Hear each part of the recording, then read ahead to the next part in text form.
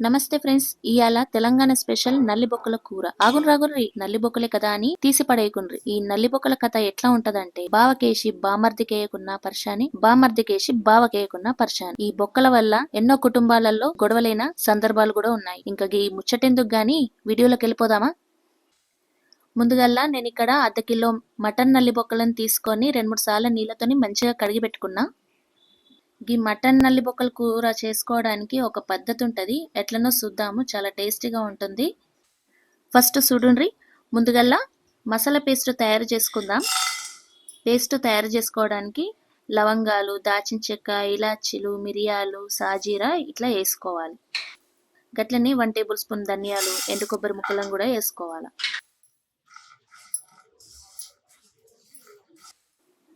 ఇగో గిడ నేను 10-12 బాదంలు కూడా వేసుకుంటున్నా. అవో గిల్ల బాదం ఏంటి అనుకుంటుండ్రా?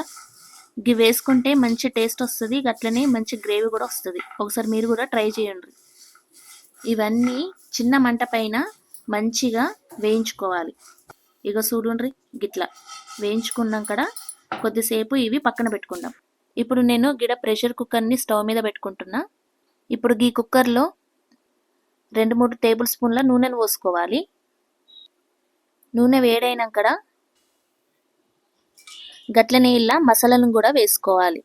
మసాలాలు కొద్దిగా వేయించుకున్నాక ఇప్పుడు గిల్ల కట్ చేసుకున్న ఉల్లిగడ్డ ముక్కలను కూడా వేసుకోవాలి. వీటిని కొంచెం నూనెలో ఫ్రై చేసుకున్నాక అల్లం ఎల్లిగడ్డ పేస్ట్ను కూడా వేసుకోవాలి.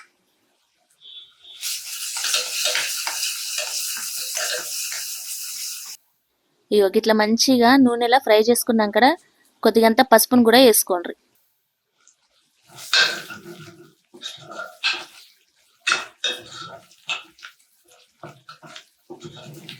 గిట్లా ఒకసారి మంచిగా కలుపుకొని గట్లనే ఇలా మటన్ నల్లి బొక్కలను కూడా వేసుకోవాలి.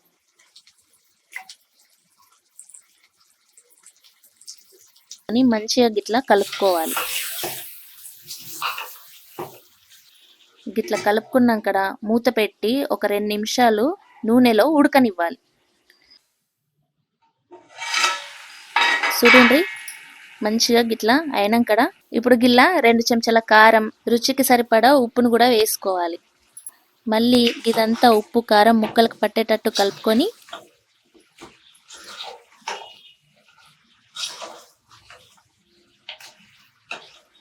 ఇంకో 2 నిమిషాలు మూత పెట్టి ఉడకనియ్యండి. అగో ఎన్నిసార్లు మూత పెడతావు అనుకుంటుండ్రా? మరి ముక్కకి ఉప్పు కారం పట్టాలంటే గిట్లనే చేసుకోవాలి. ఇప్పుడు మనం ముందుగల్లా వేయించుకున్న మసాలాను మిక్సీలో వేసి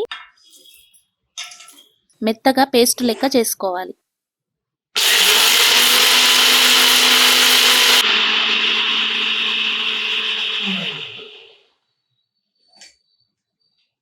ఇగో గిట్లా చేసుకున్నాక చూడండి ఎంత మంచిగా మటన్లో ఉన్న నీళ్లు బయటకు వచ్చాయో.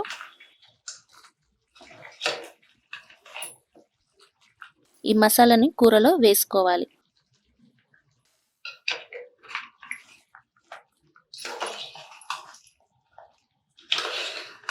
గట్లనే కొత్తిమీర, పుదీనా వేసుకొని మళ్ళీ మంచిగా గిట్లా కలుపుకోవాలి. ఇంకో 2 నిమిషాలు మూత పెట్టి నూనె పైకి వచ్చేదాకా ఉడకబెట్టుకోవాలి. చూడండి ఎంత మంచిగా నూనె పైకి వచ్చి ఉప్పు కారం మసాలా అంతా గిట్లా ముక్కకు పట్టుకున్నాయి కదా. ఇప్పుడు మరిగించుకున్న వేడి నీళ్ళను ముక్కలు మునిగేదాకా పోసుకోవాలి.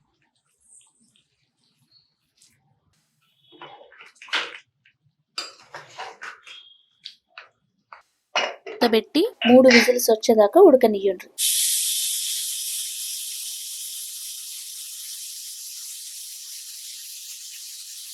మూడు విజిల్స్ వచ్చినాక నేను స్టవ్ ఆఫ్ చేసి 15 నిమిషాలు మూత తీయకుండా అట్లాగే పెట్టుకున్నా.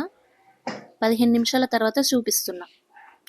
చూడుండ్రి, మటన్ నల్లి బొక్కల సోర్వా ఎంత మంచిగా వచ్చిందో. ఇది ఒక బౌల్లో వేసుకొని పక్కకు పెట్టుకోండి. ఇప్పుడు మక్క గుడాలు చేసుకుందాం.